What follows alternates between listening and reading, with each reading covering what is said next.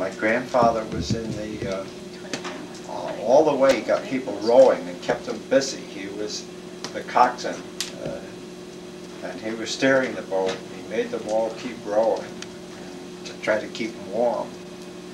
And when they landed on the beach, there was a pretty big surf running. A couple waves washed them up and left them high and dry, and they got out of the boat when the waves were going back and ran up the beach. And then they all bundled together there on the beach. But lighthouse keeper found them at around 2 o'clock in the morning and brought them up to the lighthouse. And I think that was in the middle of January. Every now and then they'll have a flashback on that. And of course, my father's interesting experience was that when he was piloting, and they were bringing convoys along the seacoast, the ship right ahead of them got torpedoed by a German submarine right off Point Judah. And in convoy procedure, you can only do what the convoy commander tells you to do. When the ship was torpedoed, they try to establish where the torpedo came from and put the stern towards that direction. Yeah. And so they call for a 40 degrees right turn in 1 minute. And in 1 minute, all the boats in the convoy all turned. There were about 36 of them. And my father's boat went through the people that were on the coal collier in the water. There was nothing they could do except that he shut the engine off as they went through them so nobody would get cut up by the wheel. Yeah.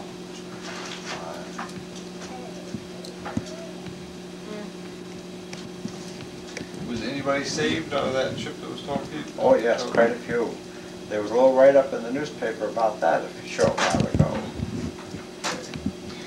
You want to know what the most important thing that happened in my life? Mm-hmm. It was when I met Grandma and we got married. And I firmly believe that that was planned and that we were brought together by the Lord Himself.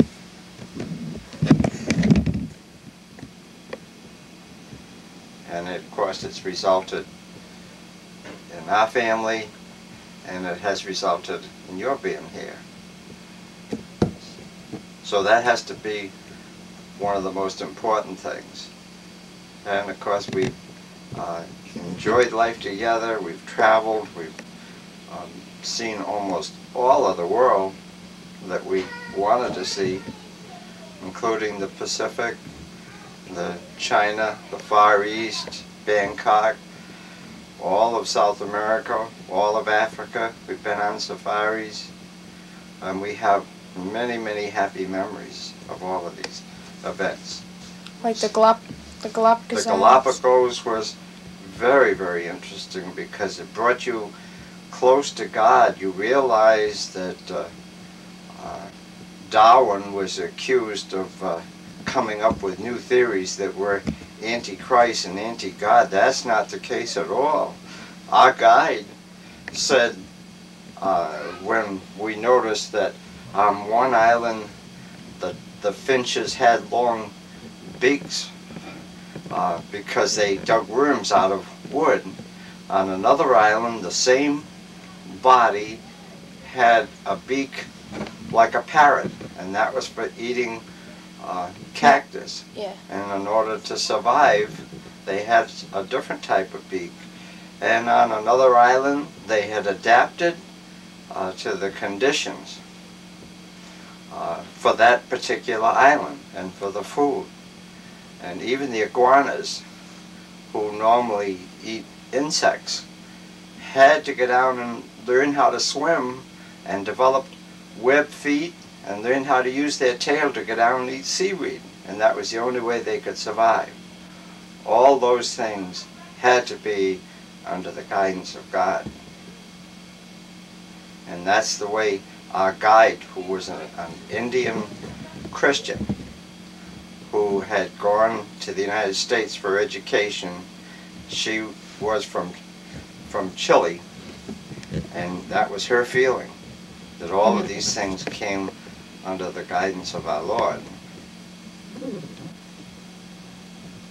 During World War II, when Uncle Sam called me into service, I went as an officer candidate through basic training, and after completing the basic training, they sent me to, they decided to keep me on as a teacher because I had done quite well, and I'd also helped a lot of my classmates get through school who might not have otherwise gotten through.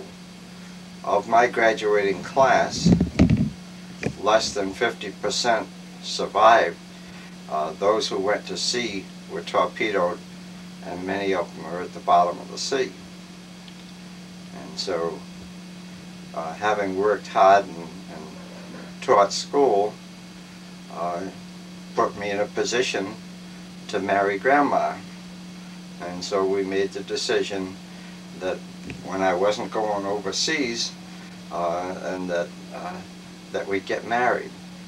And again, I think that the good Lord brought us together, and it wasn't my actions or Grandma's, but it was a party far above guiding us in our way.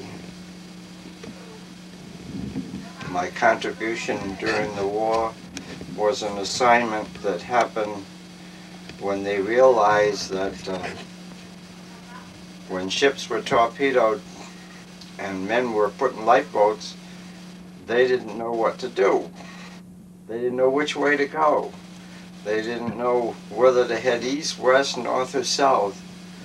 And someone realized that I had some talents along the lines of teaching simple navigation, because I was simple-minded. And so I got an assignment to put together an article that was easily read, in which a group of people in a lifeboat could read the article, determine where they are with a minimum of instruments, and set a course for land. And so it took about 3 months. We put this together. It was put in the lifeboats of all ships sailing on the high seas. And within a month, we heard of a crew of 35 men who used our system of navigation, which was what the Polynesians used to go from one island to another in the Pacific. And this gentleman used our system of navigation and brought 35 people into Rio de Janeiro.